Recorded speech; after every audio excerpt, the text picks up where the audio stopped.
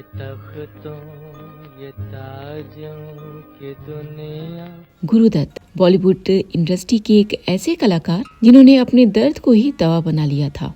वे महज 39 साल की उम्र में इस दुनिया को कह दिए थे अलविदा। अपने इस छोटी सी उम्र में जो मुकाम, शोहरत और लोकप्रियता हासिल की, उसके सपने आज बड़े बड़े कलाकार देखते हैं। वो एक ऐसे कलाकार थे जिन्हें लेखन से लेकर के निर्देशन, अभिनय तक में महारत हासिल थी। हिंदी सिनेमा को प्यासा जैसी फिल्म देने वाले गुरुदत्त बेहद भावुक इंसान थे।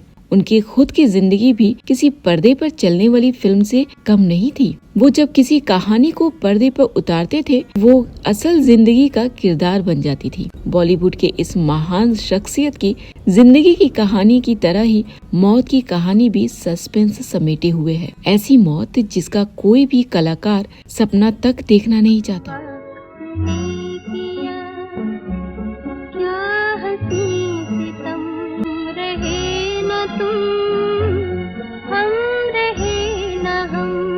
गुरुदत्त की मौत को कोई आत्महत्या बताता है तो कोई सामान्य मौत। उनकी आखिरी रात को लेकर आज भी कई किस्से हैं, कई कहानियां हैं। असल में तो गुरुदत्त की जिंदगी प्रेम त्रिकोण में फंसी हुई थी, जिसमें इंसान अपनी भावनाओं पर काबू नहीं कर पाता है।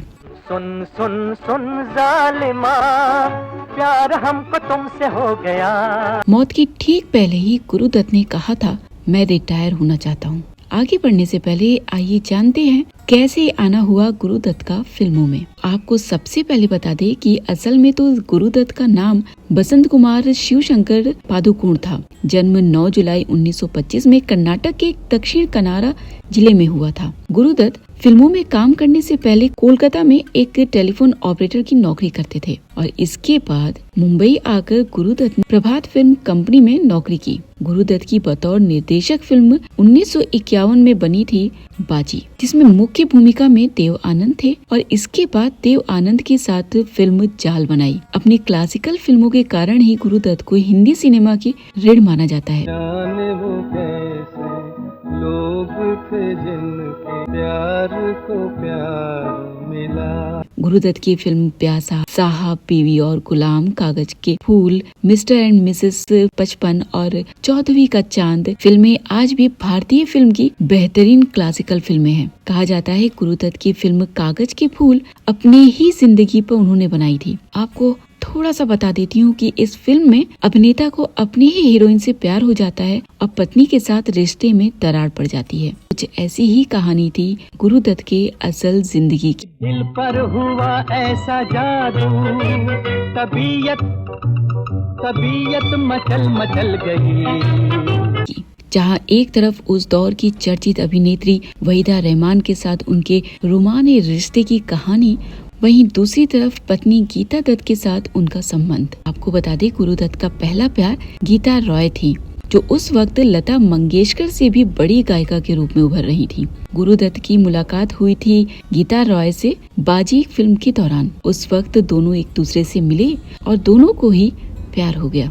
3 साल तक चले इस अफेयर के बाद 1953 में गुरुदत्त और गीता ने शादी कर ली, लेकिन शादी के कुछ साल बाद ही दोनों के बीच झगड़े शुरू हो गए। दूसरी तरफ वहीं गुरुदत्त और वहीदा रहमान के अफेयर की खबरें सुर्खियां बटोरने लगी, जिसे सुनते ही गीता अपने बच्चों को लेकर के गुरुदत्त से अलग दूसरे घर चली गयी। गुरुदत्त ने खुद को शराब, सिगरेट और नींद की गोली के हवाले कर दिया और इस तरह उन्होंने अपनी जिंदगी का अहम हिस्सा सिगरेट, शराब को बना लिया। धीरे धीरे वहीदा रहमान ने भी इनसे किनारा कर लिया, तो वहीं अपने बच्चों से मिलने की तड़प और अकेलापन ने गुरुदत्त को अंदर ही अंदर खोखला कर दिया। बाबूजी धीरे चलना, कार में जरा संभलना। 10 अक्टूबर 1964 को गुरुदत्त अपने घर में मृत पाए गए।